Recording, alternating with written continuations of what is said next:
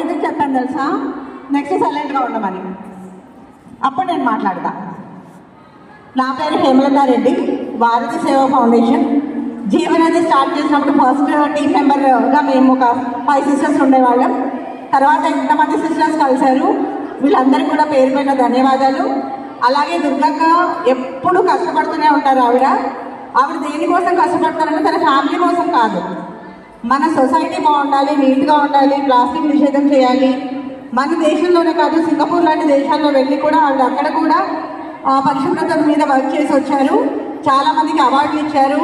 మాలాంటి వాళ్ళకి మంచి ఇన్స్పిరేషన్. మీరు కూడా పిల్లలు, ఇప్పుడు మా తర్వాత మీరు కూడా మీకు సాధించినంత వరకు మనం ఏది కూడా పెద్దగా పెట్టుకోవద్దు.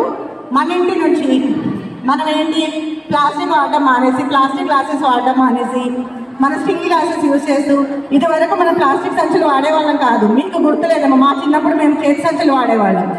సో ఇప్పుడు కూడా మీరు ఎలాగే క్లాత్ బ్యాగ్స్ అలాంటి మీ ఇంటి నుంచి స్టార్ట్ చేసి ఫస్ట్ మన ఇంటిని, తర్వాత మన కాలేజ్ని, మన స్టేట్ని, తర్వాత మన దేశాన్ని, తర్వాత మన వరల్డ్ని, మన యూనివర్సిటీ కూడా మనం శుభ్రంగా ఉంచుకోవాలని కోరుకుంటాం. Thank you.